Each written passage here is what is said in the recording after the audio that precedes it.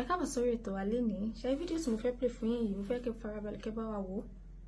Níbi tí wọ́n ti tú pẹ̀rẹ́pẹ̀rẹ́ àṣírí ńlá kan. Ẹ̀mẹ́ pé tàbárí àkínsọ ìtabádẹ̀ sí àti ṣèwádìí fínífíní kó tó ti pamọ́ wá sí orí ètò.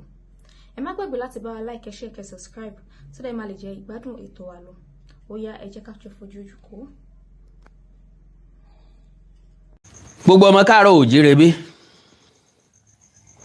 a kú àtàárọ̀, ẹ má bínú àṣà ò pẹ́ lóko bẹ́ẹ̀ rí, àbí ká sọ pé àṣà máa pẹ́ lóko bẹ́ẹ̀ lẹ́ẹ̀kọ̀ọ̀kan. Bí ọba nídìí obìnrin jẹ́ kúmólú, àrọ́gbẹ́ ẹ̀dá náà ni Ọlọ́run nínú àánú ẹ̀ ní kó ṣàánú gbogbo wa. Mo kí wa pa kú àtàárọ̀, mo kí apá kú ìsinmi, òṣùn tó ní bẹ̀rẹ̀ tí lópin lọ́jọ́ Friday inú gbogbo wa ní ń dùn pé a fẹ́ bẹ̀rẹ̀ ìsinmi òpin ọ̀sẹ̀ láti lò tán kí everybody ó padà sẹ́nu iṣẹ́ ẹ̀ lọ́la. Unfortunately àwa kan ń bẹ tó jẹ́ pé Ọlọ́run nìkan ló lè fún wa nísinmi lọ́lídé. Àwa tá a wà ní kàtígórì yẹn pọ̀ díẹ̀. Bàbá ti mú sọ́jà tá a máwọn agbófinró wọn ò tó bẹ́ẹ̀ kí wọ́n gbọ́lídé. Ìjọ́ tọ́lọ́pàá bá ti náà bá ti lọ́lídé kí wọ́n tó padà wọlé, tí wọn ò bá ti fẹ́ jí gbogbo aráàlú gbé tán, tí wọn ò bá ti fẹ́ jà gbogbo aráàlú lólè tán, ìwà aláàbí àti iṣẹ́ ọ̀daràn yóò pọ̀ gan gidi. So sọ́jà o, ọlọ́pàá o, kò sáàyè ìsinmi fún wa. Ẹni tó tún dà bẹ́ẹ̀ náà làwọn oníròyìn ò ní sinmi fá, torí ojúmọ́ kan ò ní mọ́ kí ṣẹlẹ̀ ọmọ ṣẹlẹ̀, ojúmọ́ kan ò ní mọ́ kí ìròyìn tuntun ọmọ gbòde kan. Ó bá wá jáde bí ṣẹlẹ̀ bá ṣẹlẹ̀ bí ó bá sáwọn oníròyìn ń bẹ̀, bó lẹ́yìn ó ṣe gbọ́, bó làwọn ó ṣe gbọ́, bó làwọn tó kù ó ṣe mọ̀ nípa rẹ̀. Ó túmọ̀ sí pé ọkùnrin tí ń sun ara fọkùnrin ni oníròyìn, ni ọlọ́pàá, ní iléeṣẹ́ ológun, làwọn ọmọ ológun, ìbáàjẹ́ ọmọ ogun orí ilẹ̀, ìbáàjẹ́ torí ojú òfurufú, ìbáàjẹ́ tinú omi àti bẹ́ẹ̀ bẹ́ẹ̀ lọ, tó ìdórí civil defence. Bàbá rí wọn ẹja kí wọn. Lóòótọ́ kàn dá ń bẹ nù rẹ̀ sí àwọn tí ọ̀dà láàrin wọn pọ̀ rẹpẹtẹ, but pàpà síbẹ̀síbẹ̀ náà kò sọ wípé ká má mọ̀ pàtàkì àti ipa tí àwọn tó kù ń kó. So Ọlọ́run ní jẹ́ káwọn agbófinró kí wọ́n gbọ́fà, àwọn sọ́jà ò ní farapa láṣẹ Èdùmàrè. So having said that, mo kí gbogbo ọmọ káàárọ̀ oòjíire bí pẹ̀kú dédé àkókò yìí lẹ́ẹ̀kan sí. Ìbànújẹ́ ò ní kàn yín, ibi ò ní kàn yín, à ń yọ̀ síra wa lọ́rùn náà ni. Bẹ́ẹ̀ bá pẹ́ míì sí wa, bẹ́ẹ̀ bá pẹ́ retí wa, rí wa, bẹ́ẹ̀ bá pẹ́ míì sí prógráàmù wa, à ń yọ̀ síra wa lọ́rùn ni, ìfẹ́ ni. Ọlọ́run nípa náà fẹ́ láṣẹ Èdùmàrè. Mo kí mo lò yín lọ́gọ̀ ẹnu lẹ́ẹ̀kan sí. Ròyìn tí mo mú wá, bóyá yín náà ti ṣalábàápàdé ẹ̀, bẹ́ẹ̀ bá wá ṣalábàápàdé ẹ̀, ìròyìn ńlá ni. Kákí gómìnà Ṣèyí Mákindé bí wọ́n kú iṣẹ́ takuntakun, ká sì fi àwọn òbí ọmọ tí wọ́n kó pẹ̀lú àwọn olùkọ́ wọn, ká fi wọ́n lọ́kàn balẹ̀ pé ìjọba sọ pé àwọn wà on top of the game, on top of the issue, and to God be the glory, and by God's grace Ọlọ́run ó fún wọn ṣe. Ẹ má jẹ́ ká dáyà já àwọn òbí àti ẹbí àwọn ọmọ yìí. Lóòótọ́ tá a bá wò dáadáa, a lè pé bóyá torí pé ọmọ wa ò sí ń bẹ̀. No, kò rí bẹ́ẹ̀ o. Tọ́mọ wa bá ń bẹ ń bẹ̀, ọgbọ́n òdigi àfokùn, àwa gangan ò lè dá nǹkan kan ṣe lẹ́yìn ìjọba. Ìjọba là ń pè lójoojúmọ́, ìjọba là ń bẹ̀ lójoojúmọ́, ìjọba là ń pàkíyèsí wọn sí. So lélẹ̀ tó túmọ̀ sí pé oníkìlà ké gbàngbọ́rọ̀ là á fọ̀rọ̀ lọ. Bó ògùn bá jí ń ti wọn, wọn á fọ̀rọ̀ ẹnu wọn làdó. Gbogbo ọ̀rọ̀ tí bá ń du akèrèǹgbè odò ni ó tú fún. So ẹni tó bá lè gbani náà lásàtọ̀ kó gbani. Ìjọba náà ló lè gbà wá kalẹ̀. Ìjọba ló ní resources láti gbà wá. Ìjọba ló ní machinery láti gbà wá. Gbogbo ohun tá a nílò pátápátá ìjọba nìkan ló lè fún wa. So ìjọba dẹ̀ ń fi wá lọ́kàn balẹ̀. Àtijọba àpapọ̀ àtijọba ìpínlẹ̀ ni wọ́n jọ ń ṣiṣẹ́ papọ̀. Bí ó bá jẹ́ bẹ́ẹ̀ àní rá àwọn agbófinró. Bí ó bá jẹ́ bẹ́ẹ̀ àní rá àwọn ológun. Torí pé ọ̀tọ̀ọ̀tọ̀ lú ọ̀tọ̀ọ̀tọ̀ ìwò ọ̀tọ̀ sì ni tọ́ ọ̀tọ̀ lu. Kò papọ̀ òkú ò papọ̀ mọ́yàwó. Òkú ò rí tẹ́ ìyàwó gbà ṣọ́ọ̀ṣì lọ ni. Ìyẹn túmọ̀ sí wípé agbára ìjọba ìpínlẹ̀ ó lòdìwọ̀n. Agbára ìjọba àpapọ̀ ó lòdìwọ̀n. Ṣùgbọ́n ìjọba àpapọ̀ ló lágbára ju ìjọba ìpínlẹ̀ lọ. Mr. Túndé Òkólè ẹ mọ̀ ṣe tẹ́ kí mi káàbọ̀ pẹ̀lú sticker. Mi ò ní wáyé sí ìgbà kọ̀ọ̀kan. Mo mọ rírì yín gan gidi ni o. Because àwọn bàbá wa ní irun mú lówó ó ṣòro ó fàtu. So àwọn nǹkan kéékèèké tẹ̀ ń ṣe yẹn bóyá lójú tí ẹ mọ̀ wò pé bóyá àwí kò mọ value ẹ o. Ẹ má dá àwọn èèyàn kan lóhùn o tí wọ́n máa ń fojú bu àwa kan pa lówó lọ́wọ́. Wọ́n mọ̀ pé kò sí ṣíṣì lápò. Wọ́n mọ̀ pé ṣe la manage ilé ayé ara wa. Wọ́n mọ̀ pé nǹkan ò rọrùn, nǹkan ò rọgbọ kò rọrùn. Wọ́n mọ̀ pé gbogbo ẹ̀ náà every one of us à ń gbìyànjú ẹ̀ náà ni. Kọ́lọ́hun ó déṣẹ́ gbogbo aládé. Ìbànújẹ́ ò ní kàn yín. Mr. Túndé Òkólè àtẹ̀yìn bẹ́ẹ̀ bẹ́ẹ̀ tẹ́ ẹ máa ń ra sticker fún mi. Ìbànújẹ́ ò ní kàn yín. Gbogbo ẹ̀yin tó jẹ́ pé bí n bá ti gàtẹ́ ètò ẹ ti dé lágbára Ọlọ́run mi ò ní wáyé tì nígbà kọ̀ọ̀kan. Mr. Ọláyínká Crown bẹ́ẹ̀ ni mi ní wáyé tì lágbára Ọlọ́run.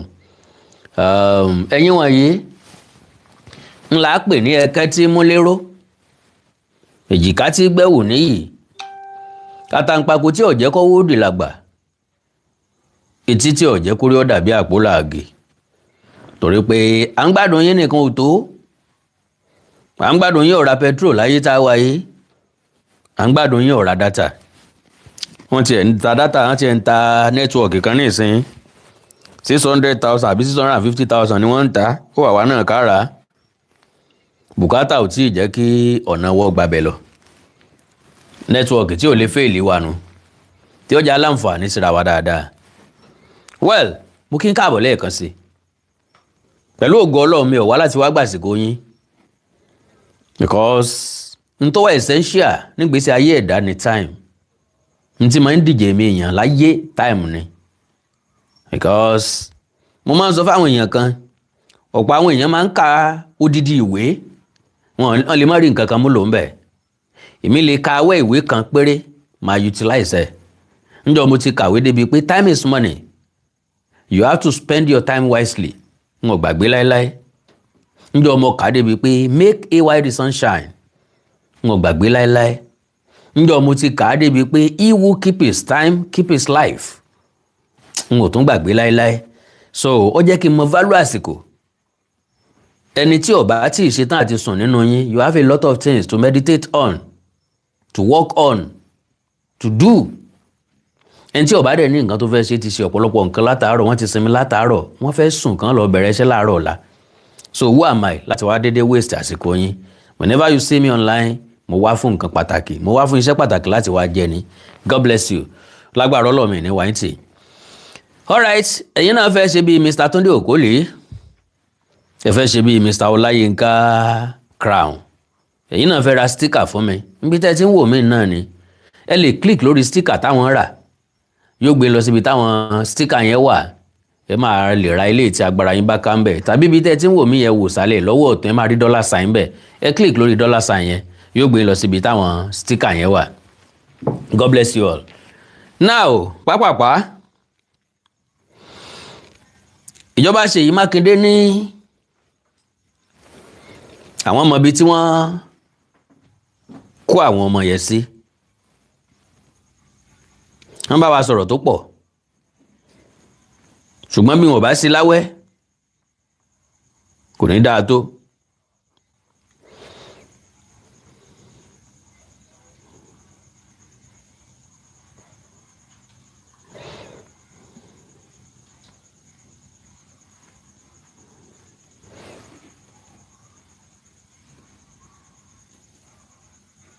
Ẹ má bínú o.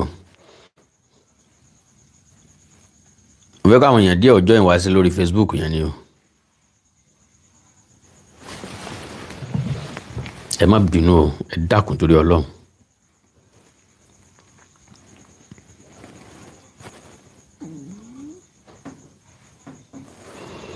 Ẹ má bínú o.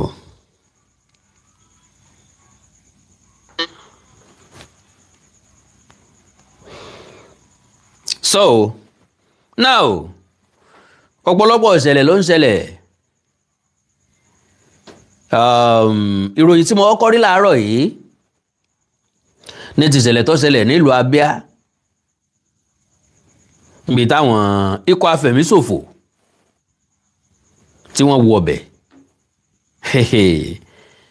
Àwọn èèyàn tí wọ́n pa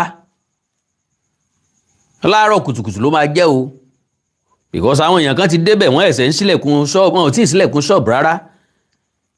Wọ́n pa ìyá, wọ́n pa àwọn ọmọ nínú ilé, wọ́n pa gbogbo fámìlì tí ń bẹ ńbẹ̀, wọ́n kàn ń wọlé, wọ́n dẹ̀ ń dáná ìbọn yá wọn ni. Ẹ̀rù ayé bà mí o. So ilẹ̀ Yíbò tá à ń sọ wípé àwọn yèbọ́ wọn ò ní dọ́dọ̀ wọn, oníṣàngómògì tó lè wà dànù. Wọ́n jẹ́ kó yé wa wípé nobody's exemption. Kò síbi tí ọwọ́jà àwọn kìíní ọ̀hún ò dé. Sáàmáwò wọn bẹ́ẹ̀ náà ni àwọn ẹ̀yà Ìgbò, mo jẹ́rìí wọn, àwọn ó gbé ìgbésẹ̀ akin. Àwọn ẹ̀yà Ìgbò wá ń wò wá gẹ́gẹ́ bí ẹ̀yà tó jẹ́ pa sí ń rojọ́ jù. Bẹ́ẹ̀ ni wọ́n ní action wá kéré, ẹjọ́ là ń rò jù. Ńbẹ̀ náà wọ́n ti sọ fún mi pé wọ́n jí àwọn èèyàn méjì gbé lónìí, àbí bóyá lánàá sì ni wọ́n jí nílẹ̀ Yíbò náà ni wọ́n jí àwọn èèyàn méjì gbé. Ọkùnrin kan, obìnrin kan. Ọmọkùnrin bẹ̀ ló ẹ̀sẹ̀ lé lógún ọdún, obìnrin yẹn ti máa lé ní 50 years. Wọ́n wá mú fóònù obìnrin yẹn, wọ́n fi pe àwọn fámìlì wọn pé àwọn gba ransom 10 million naira. Àwọn ọ̀dọ́ wá ní ransom bó o, lílé táwọn jọ tẹsẹ̀ bọ́ yìí o, àwọn ò ní san ransom kankan. Kí wá wọ́n ṣe? Wọ́n kájá, wọ́n kádà, wọ́n káàké, wọ́n bọ́ ọ́nù gbó. So now ńgbà wọ́n bọ́ ọ́nù gbó, bí wọ́n ṣe ń wọnú gbó bẹ́ẹ̀ ni wọ́n ń pariwo orúkọ àwọn méjèèjì tí wọ́n jí gbé yẹn. So ariwo yẹn ló wá sùdùdù nínú gbó. Ìbẹ̀rù ariwo tó pọ̀ yẹn làwọn ajínigbé ni wọ́n fi fà àwọn tí wọ́n jí gbé lẹ̀ náà fi fẹsẹ̀ fẹ́, ni wọ́n fi rescue àwọn méjèèjì. Àwa náà ti rírò ẹ̀ lọ́dọ̀ wa táwọn èèyàn náà kájá sọ́nà. Tí wọ́n kájá tí wọ́n láwọn ń tọpa àwọn ọmọ tí wọ́n kó e lọ. Inú fídíò lásán la ti rí wọn, a padà reaction wọn, àmọ́ ìjọ tán fi jáde, ọjọ́ kan tán ti rìkọ́ọ̀dù fídíò náà ti jáde, wọ́n dẹ̀ kájá rẹpẹtẹ. Àwa náà dẹ̀ sọ fún wọn wípé bẹ́ẹ̀ bá fẹ́ jìjà yìí ò tẹ́ fẹ́ rí jà, ètì ajá síwájú. Àwọn Fúlàní tẹ́ rò pé wọ́n gọ̀ láyé àtijọ́, wọ́n bá fẹ́ jagun wọ́n máa ti màlúù síwájú. Màlúù ní ọ̀kọ̀ọ̀kọ̀ wọnú ìlú yín, màlúù ní ọ̀kọ̀ọ̀kọ̀ ṣáájú, mélòó lẹ́yìn ń ban, àwọn tí ṣe ń bọ̀ lẹ́yìn ọmọ ta ọfà tiwọn. So a ti sọ ọ̀pọ̀lọpọ̀ ọgbọ́n táwọn bàbá wa fi jagun. Asọ́dẹ́bí ọ̀rọ̀ pọ̀tọ̀ níyùn, obìnrin tó jọba lọ́yọ̀ọ́, bó ṣe jóbìnrin tó, bó ṣe gbọ́n tó bá fẹ́ jagun pẹ̀lẹ́sìn, pẹ̀lú àmọ̀, yóò ti já ewé ní ṣìkìtìṣìkìtì nídìídì, yóò dì mọ́ ìrù ẹṣin ẹ̀. Gbogbo ibi tó bá ti kọjá, àwọn ewé yẹn máa pa ojú ẹsẹ̀ ẹṣin rẹ̀ débi pé àwọn ọ̀tá ò ní lè mọ ibi tó gbà lọ. Oríṣiríṣi ọgbọ́n la sọ pé ó wà, but ọmọ káàárọ̀ oòjíire kàrámọ̀ wa ti pọ̀ jù. ẹ̀yin èèyàn mi pápápá ni mo fẹ́ ṣe kí n deliver message mi kí n sì kúrò lórí àtẹ́gùn. Abducted children and their teachers and in Oyo National Park. Ṣèyí Mákindé ló sọ bẹ́ẹ̀. Ok, ẹ jẹ́ n ti ẹ̀rìn jìnnà kí n tó wá sọ̀rọ̀ nípa ẹ̀. Mákindé explained that the sheer size and difficult terrain of the national park have posed significant operational challenges for security personnel, requiring patience, coordination, strategic planning, and persistence to ensure a successful rescue operation. Àwọn ti discover bí táwọn ọmọ yìí wà o. Ṣùgbọ́n torí gbígbó yẹn ṣe tóbi tó ni kò fáwọn security agent láǹfààní láti lè rá gírígí sí àbí nǹkan kan. Mo ti béèrè question kan sẹ́yìn tí mi rẹ́ni dá mi lóhùn. Sáwọn security tí ń wọbẹ̀ ṣé wọ́n wọbẹ̀ láti ìgbà tán ti wọbẹ̀ wọn tí ìjáde dì sìn? Sáà ń lọ gbóúnjẹ ń bá wọn bẹ̀rin àbí wọ́n rìn díẹ̀ wọ́n ń padà lójúmọ́ tán bá ti iṣẹ́ lójúmọ́ ibi tán bá rìn dé wọ́n padà wọ́n tún ẹ̀ṣẹ̀ bẹ̀rẹ̀ lọ́jọ́ míì. Ṣé wọ́n gbé mọ́tò lọ ni? Ṣé wọ́n lo amọ̀ tàǹkì nínú igbó ni? Báwo ni iṣẹ́ yẹn ṣe ràn wọ́n lọ́wọ́ sí? Because kọ́ mọ̀ jẹ́ wípé akàndédé ń fi aráàlú lọ́kàn balẹ̀ lórí irọ́ gẹ́gẹ́ bí àṣẹ nìkan tó ń pé lórí irọ́ tó yẹ pé lórí òfegè ńlá ń fọkàn balẹ̀ lé lórí tá máa expect ń pé àwọn security agent wọ́n á wà successful lọ́jọ́ kan wọ́n ti fẹ́ débẹ̀ ó kù díẹ̀ kan débẹ̀ ńbo wọ́n rìn dé ńbo wọ́n ń pòyì ńbo ni wọ́n ti ń bá dé láti ẹjọ́ yìí. So mi ti rẹ̀ ní dáhùn o.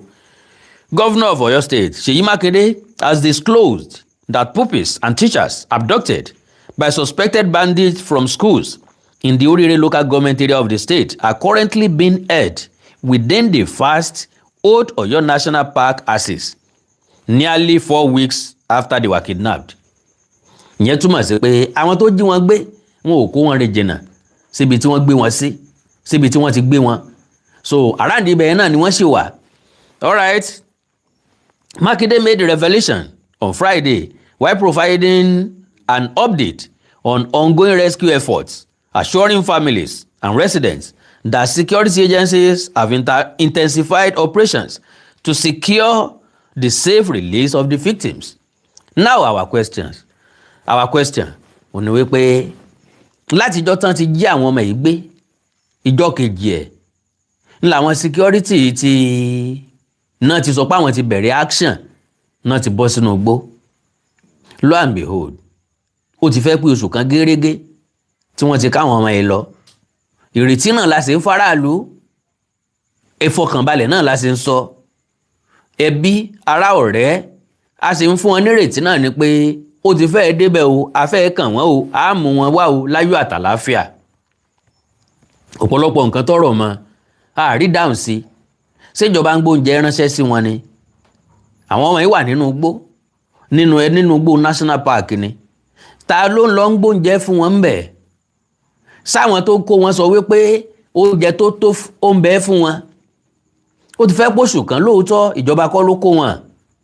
Àwọn security agent kọ́ ló kó wọn. Sábàbí ló kó wọn. Kádàrá ló kó wọn. Àgbà kádàrá. Aṣọ kan ṣoṣo. Ṣé wọ́n láǹfààní àti bọ́ pátá wọn? Àwọn ọmọ kéékèèké. Wọ́n ń jókòó ńlẹ̀ẹ́lẹ̀ ni o. Ẹ gẹ́ẹ̀tì mi. Mo ní reason tí mo fi sọ bẹ́ẹ̀. Ṣé wọ́n láǹfààní àti bọ́ pátá wọn? Ṣé wọn ò lè bọ́? Ṣé wọ́n bọ́? So ṣe é fọ̀? Ṣé wọ́n bá wọn fọ̀? Ṣé wọ́n gba àwọn principal yẹn láàyè láti máa bá wọn fọṣọ? Sorry o to use that language o. Because gbogbo alámọ̀ wípé ìmọ́tótó borí àrùn mọ́lẹ̀ bọ́yẹ́ ṣe borí ooru. Pátá kan nídìí ọmọdé kò yẹ kó kọjá ọjọ́ kan. Bọ́mọ bá wá lọ́bùn tàbí òbí ẹ̀ lọ́bùn wọn ò ráàyè ọjọ́ méjì. Àwa tá a jẹ́ géńdékùnrin bá ń gbé power bank wá. Àwa tá a jẹ́ géńdékùnrin bí bọ́ksà bá lọ́jọ́ mẹ́ta nídìí rẹ̀ yóò fún ọ ní èbó tán. Okùndà. Yóò fún ọ ní èbó tán. So ìyẹn ló jẹ́ kí n máa ìyẹn ló jẹ́ kọ̀ọ̀kan mi ó lọ sọ́dọ̀ àwọn ọmọ yẹn wípé lóòótọ́ àti lódodo àyàngbé ajá dùn ṣùgbọ́n kí la jẹ kájọ tó gbẹ. So gbogbo ilé náà níjọba gbọ́dọ̀ rò mọ́, gbogbo ẹ̀ náà làwọn security agents gbọ́dọ̀ rò mọ́, because lọ́kàn mi yìí sì rí dáhùn sí ìbéèrè yẹn, ibo ni wọ́n rìn dé lójúmọ́. Tó bá jẹ́ pé àwọn security agent náà ti wà nínú igbó láti day 1 àbí day 2 tán ti já àwọn ọmọ yìí gbé, báwo làwọn náà ṣe ń live nínú igbó? Ṣé kìí ṣe pàǹparọ́ tanra wa? Because n tó bá mú tó fi jẹ́ pé a ṣiṣẹ́ díẹ̀ lọ́jọ́ kan a padà sẹ́yìn bí ìgbà tá a mọ nǹkan tá à ń ṣe ni o. Bó bá jẹ́ bùsọ̀ kọ̀ọ̀kan ni wọ́n rìn lójoojúmọ́, èmi nígbàgbọ́ pé ó yẹ kán ti débi tí wọ́n káwọn ọmọ yìí sí. Yes, bá a ti sọ wípé ókè o national park yẹn o torí pọ́ fẹ̀ ni o torí pọ́ tóbi ni o nǹkan ó yẹ kó níbi táwọn security agent máa dé lójúmọ́. Ọ̀nà mélòó ló wọ national park? Sọ́nà kan péré làwọn security agent ń gbà ni. So gbogbo àwọn nǹkan yìí ló wà stake. Wọn ò lè kó èèyàn 45 sáré. Bó security agent gan bá bẹ̀rẹ̀ sí ní yìnbọn sókè, àwọn gan ò lè mọ nǹkan tí wọ́n ó ṣe. Gbogbo àwọn nǹkan yìí ló wà stake, kọ́ ló ràn wá lọ́wọ́. So the victims were abducted during coordinated attacks on schools in the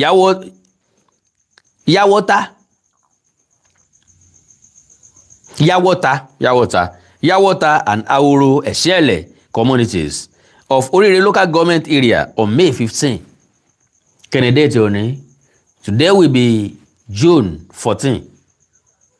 Ọ̀la ni yóò pé oṣù kan gẹ́rẹ́gẹ́ tí wọ́n ti jó àwọn èèyàn ikú lọ. According to the governor, intelligence report available to security agencies indicate that the abducted school children and teachers remain within the wider Old Oyo National Park area, a massive forest reserve that stretches across parts of 10 local government area in Oyo State and covers approximately 2,500 square kilometers. Makinde explained that the sheer size and difficult terrain of the national park have posed significant operational challenges for security personnel, requiring patience. Wá padà lọ gbé kíní yẹn náà wá.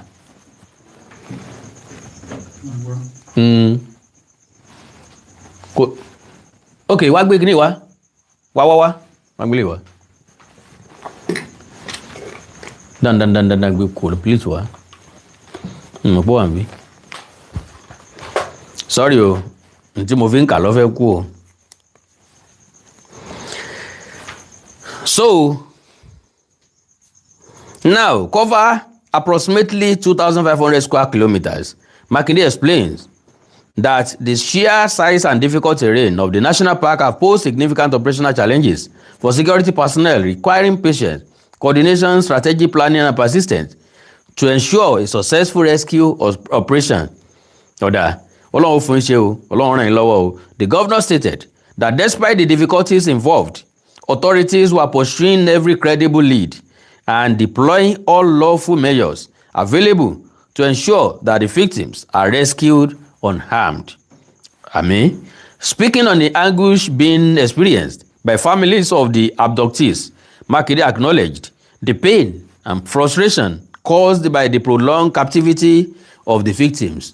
Kò sẹ́ni tí ó ṣe tí ò ní gbárata, kò sẹ́ni tí ó ṣe tí ò ní ronú o. He said, and I quote, "It is extremely difficult for me to even ask how you are doing.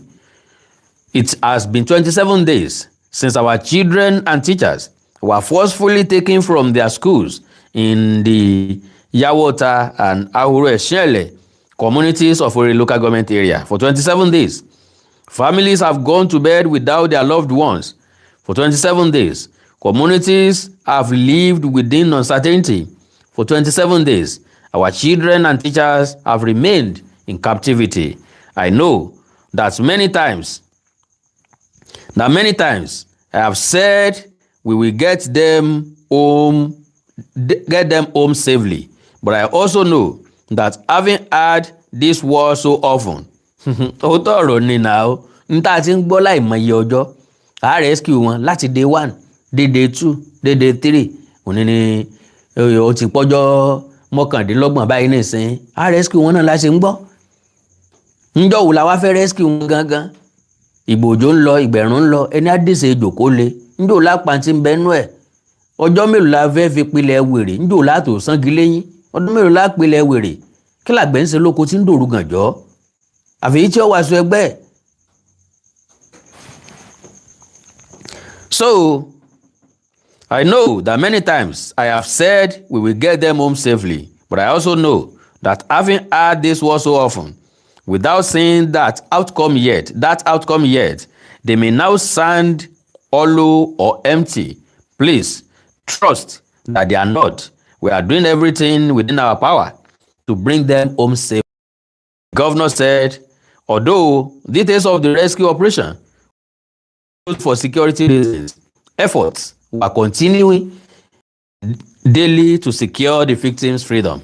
He said, and I quote, "We cannot share the details of what we are doing, but you can rest assured that every single day we continue to pursue every credible lead and take every lawful action available to us to secure their release." Addressing parents, relatives, friends, and colleagues of those still being held captive, Makinde said, the victims had not been forgotten and remain the top priority of the state government and security agencies. He said, and I quote, "To the parents, relatives, friends, and colleagues of those still in captivity, I know that no statement can ease your pain, but please know that your loved ones have not been forgotten. They remain at the center of our efforts every single day." The governor then revealed the latest intelligence regarding whereabouts of the abductees. He said, and I quote, "One thing I can say is that our security reports indicate that they remain within the wider Old Oyo National Park axis. This is a vast area that stretches across parts of 10 local government areas in our state, covering approximately 2,500 square kilometers. I mention this not to discourage anyone, but to help us understand the scale of the challenge before us. This is not an issue affecting only Orire local government area. It is an issue that concerns all of us. The size and terrain of the area require patience, coordination, and persistence. It also means that vigilance from members of the public remains extremely important." Makinde urged residents across the state to remain alert and cooperate with security agencies by reporting suspicious activities through the Oyo State Emergency Reporting System. He said, and I quote, "If you see anything suspicious, please call 615. The Oyo State Citizens Inquiry Number. The line is toll-free and staffed 24 hours a day, 7 days a week. Your report will be received and acted upon." The governor also appealed to members of the public to avoid spreading rumors or unverified reports regarding the abduction, warning that misinformation could undermine ongoing rescue efforts and jeopardize the safety of the victims. He said, and I quote, "We will continue to provide factual updates on the efforts being made to bring our children and their teachers home. However, I must once again appeal to all of us not to spread unverified information about these abductions. Please rely on official channels for information. These are sensitive matters, and we must avoid anything that could jeopardize rescue efforts. Continue to pray for their safe return. Continue to remain vigilant, and continue to support the efforts of our security agencies as we work towards bringing every one of them home safely." The abduction of the pupils and teachers from schools in Yawota and Ahuro Ìṣẹ̀lẹ̀ communities has generated widespread concern across Oyo State, with families of the victims anxiously awaiting their release as the captivity enters its 4 weeks. Well, pápápá ẹ̀yin èèyàn wa, ọ̀rọ̀ lẹ́gbọ́ yìí, ìjọba ìpínlẹ̀ Ọ̀yọ́ lábẹ́ onímọ̀ ẹ̀rọ Ṣèyí Mákindé. Truth need to be told. Kábàárà wa sọ eléyìí tí jẹ́ òótọ́ ọ̀rọ̀ tí sòdodo. Gómìnà Ṣèyí Mákindé ó gbìyànjú gan. Ọlọ́run gbọ́. But nǹkan ẹyọ kan tí gómìnà ò lè ṣe ni pé gómìnà fúnra láre ò lè wọnú igbó but ó ń gba security report day in day out lélẹ̀ tó túmọ̀ sí pé ọ̀rọ̀ àwọn ọmọ yìí ó mú lára ó dẹ̀ mú ní ọ̀kúnkúndùn. So kí ni tá a sọ fáwọn tó jẹ́ òbí ọmọ tó jẹ́ òbí àwọn ọmọ yìí ó ní pé ẹ jẹ́ àfìgbẹ́kẹ̀lé wa sínú Ọlọ́run. Ẹ má jẹ́ apara wa kíkó tó dé o. Ẹ má sọ̀rọ̀ ayín da láìsàn káwọn tó wà nígbèkùn ó tó bọ̀. Ẹ fi gbogbo nǹkan lé Ọlọ́run lọ́wọ́. Ikú ń pa gílíntì aláwọ̀ ámbìlẹ̀ ta sẹ́ńtọ́ fáwọ́ ẹ̀ Sunday. Ẹ já nígbàgbọ́ wípé Ọlọ́run ọba nìkan ló lè pa tó lè jí. Ọlọ́run ọba ló ní ààbò lọ́dọ̀. Wọ́n ní bí Ọlọ́run ọba ò bá kọ́lé náà kọ́lékọ́lé ń ṣe lásán. Bọ́lọ́run ọba wá pa ìlú mọ́. Olùṣọ́gbọ̀n kan ń dárun mọ́jú lásán ni o. Ẹ já nígbàgbọ́ wípé àwọn ọmọ èèyàn padà dé láyọ̀ àtàláfíà. Ẹ jẹ́ ká fura wa lọ́kàn balẹ̀. Ẹ̀yin ẹbí àwọn ọmọ yìí ni mò ń sọ nípa rẹ̀ o. Ẹbí àwọn èèyàn tí wọ́n kó yìí ẹ jẹun lásìkò tó yẹ kẹ́ ẹ jẹun. Ẹ yọ̀ǹda ẹ̀ f'Ọlọ́run wípé Ọlọ́run nìkan ló lè tú ẹni tó wà nígbèkùn. Ẹni tó wà nígbèkùn ò lè tú rẹ̀ kalẹ̀. Ìjọba ó gbìyànjú ṣùgbọ́n Ọlọ́run ni yóò dé ìgbìyànjú wọn ládé. Ọlọ́run yóò fi yín lọ́kàn balẹ̀. Ọlọ́run ó múnú yín dùn. Ọlọ́run ó ṣe àwọn ọmọ yìí pẹ̀lú àwọn ọ̀gá wọn ní rírí padà. Torí wípé wọn ò lẹ́sẹ̀ kankan lọ́rùn bíi tí wù kọ́ mọ́. Àwọn ọ̀gá àwọn olùkọ́ àtijẹ àtimú wọn bá lọ láti lọ tún orí ọmọ ọlọ́mọ ṣe ńlọ sọ wọ́n dèrò inú igbó o.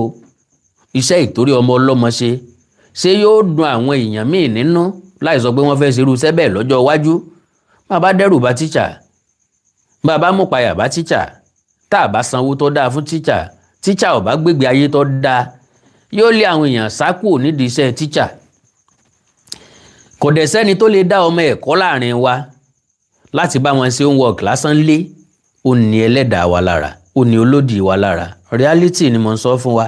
Ọ̀pọ̀lọpọ̀ nínú wa tọmọ wa bá sọ pé wọ́n fún un lásàímẹ́ǹtì á lè bí ìgbà téèyàn bá ń lé ajá ni pé mọ́ fún mọ́ kò problem kankan wá báyìí mi ń tèmi o. Ìwà àti olùkọ́ yín ní ẹjọ́ lọ́mọ sàsáímẹ́ǹtì yín.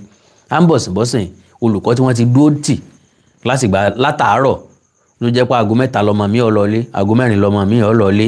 So ìjọba àpapọ̀ mò ń sọ eléyìí pé wọ́n ní láti pay attention sọ́rọ̀ àwọn teacher. Apart from nǹkan tó ṣẹlẹ̀ yìí, we need to take care of our teachers.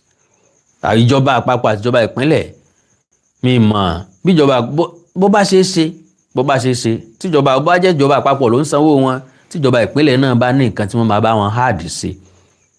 Things are so hard. Ọ̀pọ̀lọpọ̀ teacher wọ́n ń ta nǹkan panu nílé ìwé ni wọ́n fi ń rọ́wọ́ yọ o láàrin ẹgbẹ́ o. Wọ́n sábà rọ́wọ́ yọ k'Ọlọ́run dáríjì mi Ọlọ́run dáríjì mi o. Lágbára Ọlọ́run wọ́n rọ́wọ́ yọ ṣùgbọ́n wọn ò gbégbé ayé tó dùn mọ́ èèyàn nínú. Kì í dẹ̀ ṣẹjọ́ wọn. Àwọn dẹ̀rẹ́ àwọn ni wọ́n ń torí ọmọ ọlọ́mọ ṣe. Bí ó bá sólùkọ́ kò sí nǹkan tí majority wa máa mọ̀. Teacher ló kọ́ president, teacher ló kọ́ ministers, teacher ló kọ́ governors. Gbogbo àwọn tó sọ pé àwọn jókòó sílé ìgbìmọ̀ aṣòfin lónìí iṣẹ́ ọwọ́ teacher ni. Agbẹjọ́rò tẹnu rẹ̀ ọmọ rí pérépéré ní kóòtù iṣẹ́ ọwọ́ teacher ni. Adájọ́ tí yóò jókòó sí kóòtù tí yóò gbẹ́jọ́ ẹ̀tún tí yóò gbọ́ tòsì tí yóò sọ pé ibi tẹ́jọ́ lọ rèé iṣẹ́ ọwọ́ teacher ni. So àwọn tí wọ́n fún wa lórí ọ̀fẹ́ yìí ẹ̀já gbìyànjú láti tọ́jú wọn. Láyé àtijọ́ ni èrè tíṣà ń bẹ lọ́rùn o. So far tèrè gọ́fúnà ò bá ti sí lọ́rùn, tèrè president ò sí lọ́rùn, tèrè senator ò sí lọ́rùn, tèrè local government chairman lásán ò sí lọ́rùn. Ẹ má jà fèrè tíṣà sọ́rùn. Ẹ jẹ́ káwọn náà já ìwọ̀nba èrè wọn láyé tá a wà yìí o. Ọlọ́run nínú àánú ẹ̀ yóò dúró ti gbogbo wa o. Àkàndọ̀rọ̀ ayọ̀kọ̀ǹkọ̀ mi ò nílò láti gbà àkókò yín. Information tí mo ní náà mo ti mú wá hàn. Oorun ayọ̀ lásùn àní tójú òun dójú ikú. Ẹ jẹ́ kí n fi opportunity yìí apologize lọ́wọ́ ẹ̀yin pẹ́rẹ́ǹtì àwọn akẹ́kọ̀ọ́ mi tí mò ń kọ́ lédè Yorùbá because mo rí pé àwọn èèyàn kan faraya. Àkọ́kọ́ ẹ jẹ́ kí n lò báyìí, ẹ jẹ́ ká máa ní sùúrù fúnra wa ká sì máa gbìyànjú àti understand ara wa because àwọn nǹkan kan bẹ tó jẹ́ pé kò lè complete láyé. Kò sọ́mọ tí yóò lọ ilé ìwé complete látọjọ́ tí wọ́n ti bí ọmọ kí wọ́n á tó fi parí primary, secondary, university kò wá ní miss kíláàsì fọ́jọ́ kan. Kò sí rárá. Kò sí nta lè ṣe láyé tó lè complete. Now lánàá n tí ò jẹ́ ká ní class ni pé mo ní ìnáwó tí mo lọ. Èmi gan dẹ̀ wá ń sáré bọ̀ torí àwọn ọmọ yẹn pé kí n lè take wọn up, kí n lè kọ́ wọn but mi lè make ẹ̀. Now oríṣiríṣi àwọn parents wa ti ń sọ̀rọ̀ gbàdógójì èrò wájà. Ọlọ́run nínú àánú ẹ̀ yọ wà pẹ̀lú gbogbo wa. Ẹ jẹ́ máa take it easy. Ẹ jẹ́ máa take it easy pẹ̀lú ara wa. Understanding ló matter. Ọlọ́run yóò jẹ́ ká jèrè gbogbo àwọn ọmọ wa lágbára Ọlọ́run. Ìbànújẹ́ ò ní kàn wá o. Ẹ like follow page mi lórí Facebook. Ẹ̀yin náà fẹ́ kọ́ ọmọ yín ó darapọ̀ mọ́ wa, orí ọ̀fẹ́ àtàyè wà. A wá sí class wa lónìí. Miss class kì í ṣe pa dédé miss class o. Ó wá bẹ́ẹ̀ ni o. Ẹ má bínú o. Ẹ má bínú o. Ẹ má bínú o. Ẹ̀yin parents wa. Mo ti bi àwọn akẹ́kọ̀ọ́ mi fúnra lára mi nígbà tá a dé yàrá àkàwé. Mo ti inú wọn dẹ̀ dùn. Kò dẹ̀ sọ̀rọ̀ mọ́. Kò jù bá náà lọ. Ẹ like follow page mi lórí Facebook Awikonko Television àti Awikonko TV. Ẹ subscribe sí YouTube channel mi Awikonko TV àti Onídèmọdé TV fún Onídèmọdé game show. Ẹ wá ní nǹkan pàtàkì tẹ́ fẹ́ ká jọ sọ ẹ já sọ lẹ́yìn lórí WhatsApp +234 904 851 9362 +234 904 851 9362. Èdè àti àṣà ilẹ̀ káàárọ̀ òjìrè bí òní wọ mi o. Orílẹ̀-èdè ilẹ̀ káàárọ̀ òjìrè òní dàrú. Ìlú ẹnì kọ̀ọ̀kan wa yóò tòrò mìnìmìnì. Àjùwàṣe ó dàárọ̀ o. Oorun ayọ̀ lásùn. Mr. Túndé Okole mi ní wáyé tí. God bless you sir. Mr. Ọláyínká Crown, I love you so much. I appreciate you. Gbogbo ẹ̀yin tẹ́ náwó sí mi àánú Olódùmarè ní fi ń sílẹ̀ o. Ẹ̀wù ẹ̀yin náà ẹ fẹ́ ṣe ìbùkún Ọlọ́run lọ́pọ̀ yanturu Ọlọ́run ó jogún ẹ̀ fún yín. Nífẹ̀ẹ́ nìkankan dárò ẹnìkankan. Gbogbo yín pátápátá lè jèrè gbogbo èso tó tara yín jáde lágbára Ọlọ́run. Bó ti wá wù kọ́ la yín ọ̀pọ̀ tó láyé ọlá àwọn ọmọ tí ẹ bí yóò jù tí ń lọ láṣẹ Èdùmàrè. Ó dàárọ̀. Oorun ayọ̀ lásùn. I love you all. Bye gàrí o.